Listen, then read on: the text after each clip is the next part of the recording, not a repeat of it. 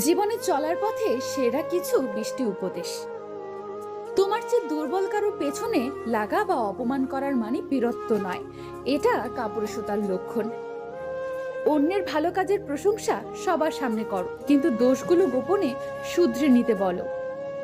দাওয়াত খেয়ে খাবার নিয়ে সমালোচনা করো না, সৃষ্টিকর্তা হয়তো তোমার জন্য সেই খাবারটাই বরাদ্দ করে রেখেছিলেন। কেউ ভুল করলে হাসাহাসি করো না, কোনো একদিন তুমিও অবুঝ ছিলে। পরিশ্রম করে জীবনে উন্নতি করো, কিন্তু কারো ঘাড়ে পা দিয়ে উপরে ওঠার চেষ্টা করো না। কাউকে সাহায্য করে পেছনে ফিরে তাকিও না, সে হয়তো লজ্জা পেতে পারে। সবসময় দেওয়ার চেষ্টা করো, মনে রেখো দানকারীর হাত সর্বদা উপরেই থাকে।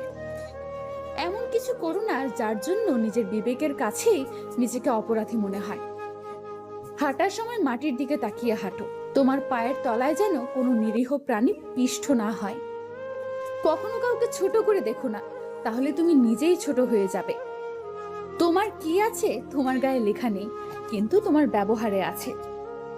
কখনো মায়ের কথায় বউকে অথবা বউয়ের কথায় মাকে বিচারের কাঠগড়ায় দাঁড় করিও না।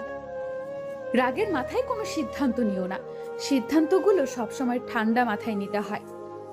মনে রেখো বড়দের মাঝে তোমার চেয়ারটা বরাদ্দ নেই, আছে ছোটদের মাঝে। শ্বশুর কিংবা শাশুড়িকে এতটা সম্মান দিও যা তুমি তোমার স্ত্রীর কাছে প্রত্যাশা করো। ছেলে হয়ে জন্মেছো বলে নারীর প্রতি দায়িত্ব ও কর্তব্যগুলো এড়িয়ে যেও না। বাইক কখনো জোরে চালিও না, তাতে তোমার বুকের কাঁপুনি না বাড়লেও রাস্তার পাশে থাকা মানুষটার কাঁপুনি বেড়ে যেতে পারে। জুতো সেলাই করলে পা বাড়িয়ে দিও না, বরং জুতাটা নিজ হাতে একবার মুছে দিও।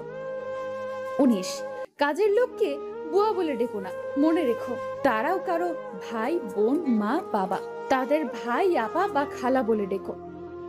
উপকারের বিনিময়ে কোনো কিছু পাওয়ার আশা করো না, তাহলে জীবনে সুখী হতে পারবে। আচ্ছা, জীবনে সুখী থাকতে হলে সব থেকে কি বেশি প্রয়োজন বলে মনে করেন? কমেন্ট করে জানাতে ভুলবেন না।